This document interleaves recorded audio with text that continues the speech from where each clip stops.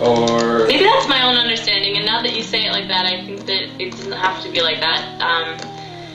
It could also be a very resounding understanding inside of your being that there is something else out there, but I don't have that, and so for me to word it is gonna sound weird, and it's probably gonna offend people or something because people are very touchy on YouTube.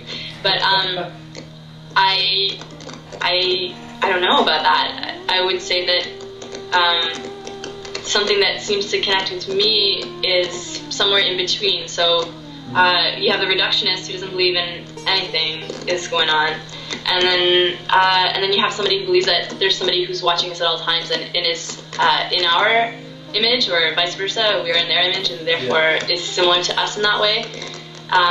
For me, that's really hard to believe, and it's also hard for me to believe that when we die, we just die. And the more I think about it, the more I believe that there's just this linear cycle, not necessarily linear, but that there is a cycle of movement that is continuous. And for that, there's a source, or there's something moving within it that I'm trying to understand in my own way. And I think what I recognized this morning, I was just laying here thinking about it, and well, trying not to think, but just being there, and was recognizing that this place where I've always seen as being that void, that atheist part of me was feeling that void, and I recognized that it wasn't as dark as I thought it was. Like, I don't know how to word that. I've always seen it as being a dark place where there's nothing. But like you're saying, there's this kind of, there is that place of darkness, but there's also this place of complete completeness, complete energy, complete sensitivity, complete full experience, potentiality or something. So there's all of those things balled up, and it's hard to say that there'd be one or the other. Well, it's interesting. You said the void is full, or the emptiness is full of potential. So it's form. Emptiness is not other than form. Form is not other than emptiness. Right. So when you get to the real extremities of either complete emptiness and nihilism, or complete, overflowing fullness, they seem to imply the other. Like they just switch into their opposites. Atheism, and I think that atheism becomes a spiritual path, right? I would say. If you take it to its extreme, I mean, it's not. And the people who are atheists are the people who are searching so hard. Like theists are probably just like, all right, well, there is a God and whatever. Like they can have their own feelings towards it. I couldn't generalize and say everybody was this one way, but to be an atheist and to be a true atheist, I think you're really searching. You're the one, and good on you, because I don't know what's going on either. So at least you're searching in a way. I mean, it's just searching in a sarcastic way, maybe a bit more.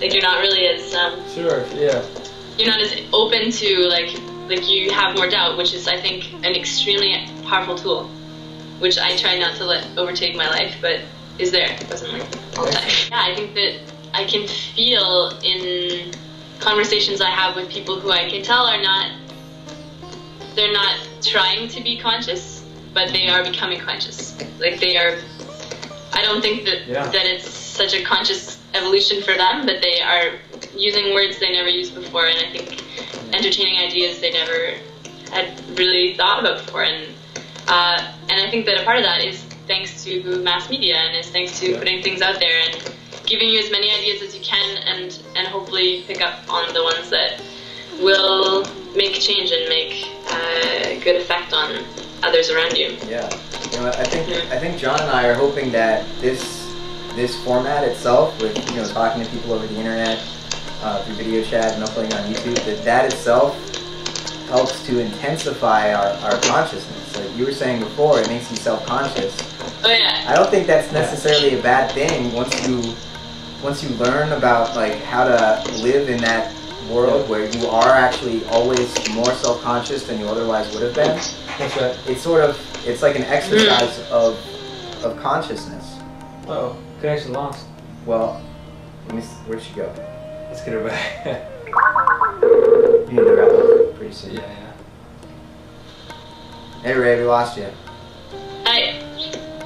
But yeah, an exercise of expanding that consciousness, because it becomes less about your personal consciousness and more about this group, right? Your connections between other people who are conscious. And this is what I was talking about with Kat last night as well. She was talking about something and some issues in her life or whatever, and so was I, and we were kind of like bouncing ideas back and forth, and just saying, hey, recognize that. You know, this is something that you're doing that you probably don't want to be doing anymore. And once you have somebody to show you that mirror and give you that that context for which you probably couldn't see at that moment unless you are, you know, in a situation where you aren't being bombarded with images at all times. And you know what? That's exactly right, because that, to me, would make a lot of sense for the world that we're living in right now, that you just need to have that community of people because we're not living up on a mountaintop, you know, and that's one thing that I grappled with. Like, I think a lot of people have,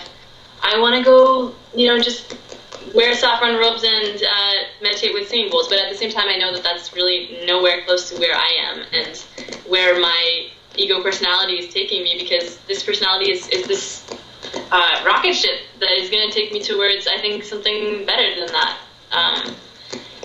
Because you will be conscious within others, and I just think that's great. Cool, thank you. I am really looking forward to coming out to San Francisco and seeing what's there, you know? I mean, it's already begun, right, because of the internet, but you know, Vancouver and San Francisco seem like sister cities, different countries but similar cultures, you know? Yeah.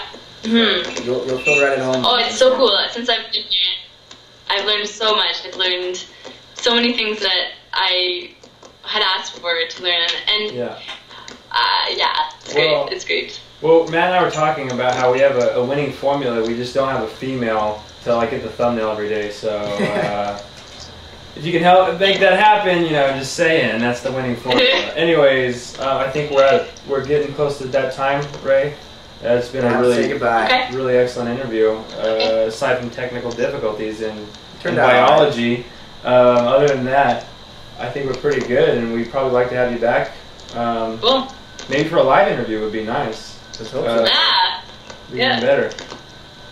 So, are we ready to wrap it up? And thanks for hanging out with us for a little while, Ray. It was fun. Yeah, thanks you guys for doing this. I don't know, I hadn't thought about it too much before you guys sent the message to me, and I was just doing a million things, so I didn't think about it, but then I went to your website, and I'm really excited for you guys. I'm excited for the whole thing because the connections are important, and because of it's just good to hear people's perspectives on these ideas, and Well, I'm saying, you and Matt kind of touched on it. It's this organism, this ineffable kind of quality is forming when you're responsible for other people too. Like, he motivates me and I motivate him. You probably, you know, when you network with other people, they start to, like, hey, let's go here. I'm dependent on, we're both kind of in this together. I can't be lazy as much. And it kind of motivates you. You have this ping pong effect on each other that, and you're always trying to, where you excel, you help out the whole, right? You're part of that whole that's helping out, and you help out your brothers and sisters. So that's what's kind of forming here. It's almost as like communication creates energy, extra energy that wouldn't have been there otherwise. It's creating this third kind of abstraction that you're talking about in the Trinity. The two, the three, the 4 or 5 become this point that's embracing them all and kind of trying to. It's an organism within itself. It's trying to take care of itself. Yeah, exactly. I'm sorry, we're probably going over limit, but thank you so much, Ray, for coming on today. We're gonna put a link. You guys should check out Ray's videos and her art. Actually, we didn't get to talk about that this time around. Your artistic ability, your singing and your guitar playing. You'll find it. Well, we plan on making an art section, or an art hold-on within hold-ons, and maybe you will come on and help us launch that system. Well, I also had a suggestion too.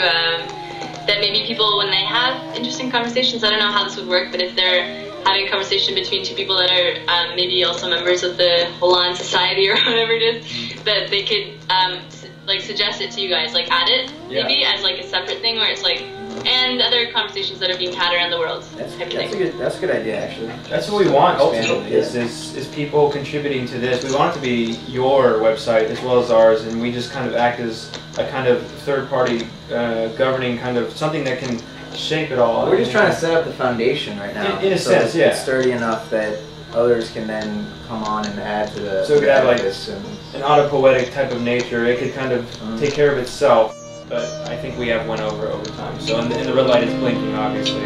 Oh yeah. So we need to cut out Ray. The battery's about to die. Okay. So adios. Bye guys. Thank you so much. Good to talk to you. Thank you. Enjoy Vancouver. Thank you. Bye.